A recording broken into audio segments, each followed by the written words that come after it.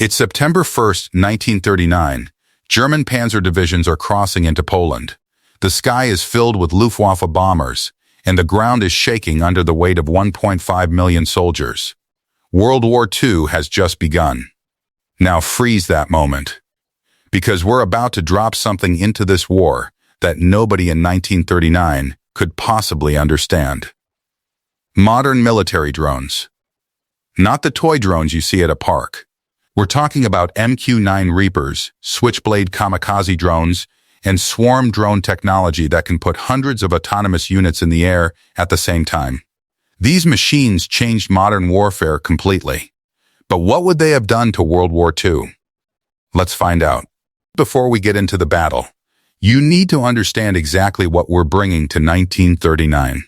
The MQ-9 Reaper is the most famous military drone in the world. It flies at 15,000 meters altitude, completely invisible and silent from the ground. It carries Hellfire missiles and laser-guided bombs. It can stay in the air for 27 hours straight, and its cameras are so powerful, they can read a license plate from 3 kilometers up. Then there's the Switchblade drone, a small, portable kamikaze drone that a single soldier can carry in a backpack, launch in under 2 minutes, and fly directly into a target with pinpoint accuracy. And then there are swarm drones, hundreds of small autonomous units that fly together, communicate with each other, and overwhelm any target with sheer numbers.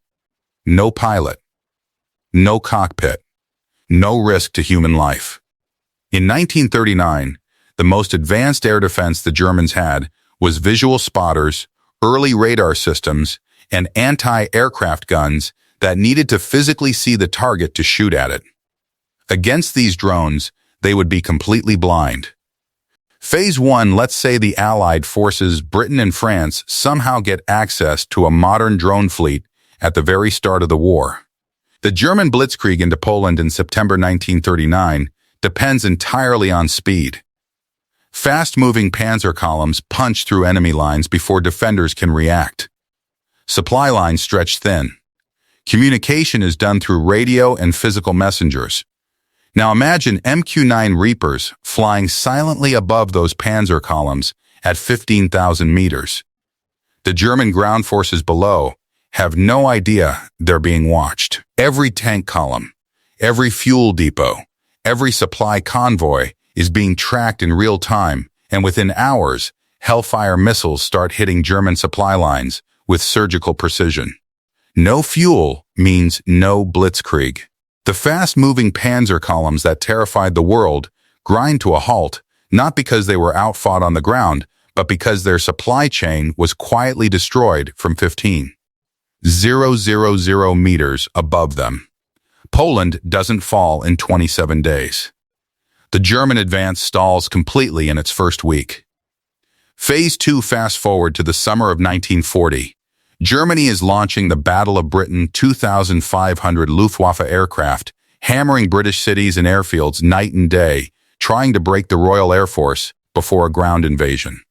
Now add modern drone swarms to Britain's defense. Here's what changes immediately.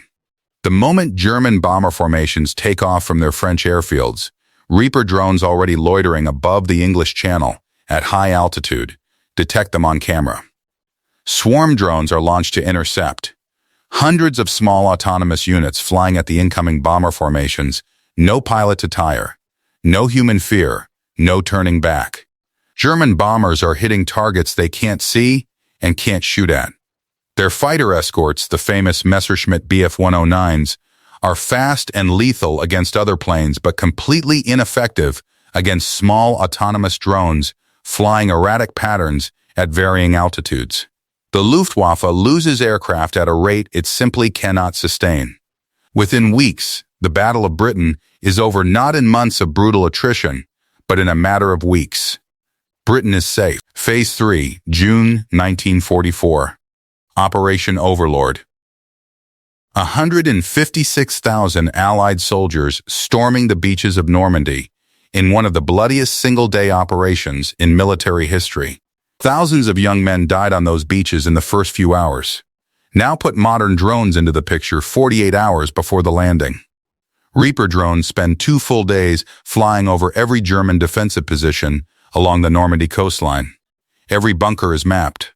Every artillery position is identified. Every machine gun nest is located with exact coordinates. Then, in the 12 hours before the landing, Switchblade drones and Hellfire missiles hit every single identified position one by one in the darkness. When Allied soldiers actually reach the beaches, the German defenses are already largely destroyed.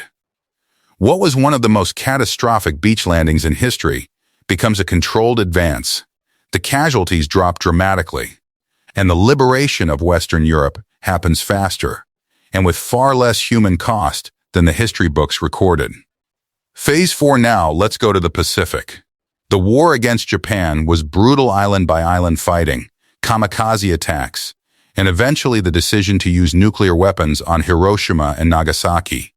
With modern drones, the entire Pacific campaign changes shape.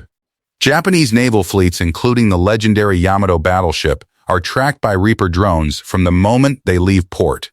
There is no hiding in the vast Pacific Ocean when you have a drone that can stay airborne for 27 hours and cover thousands of kilometers.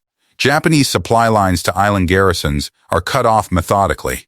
Island hopping campaigns that cost thousands of American and Japanese lives become unnecessary because drone strikes can neutralize island defenses from above without a single soldier setting foot on the beach.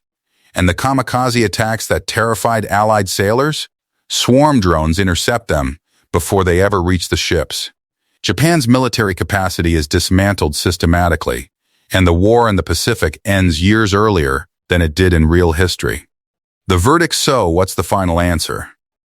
If modern drones had existed in World War II, the war ends dramatically faster and with far fewer casualties on all sides.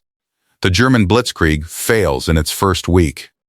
The Battle of Britain is over in a matter of weeks.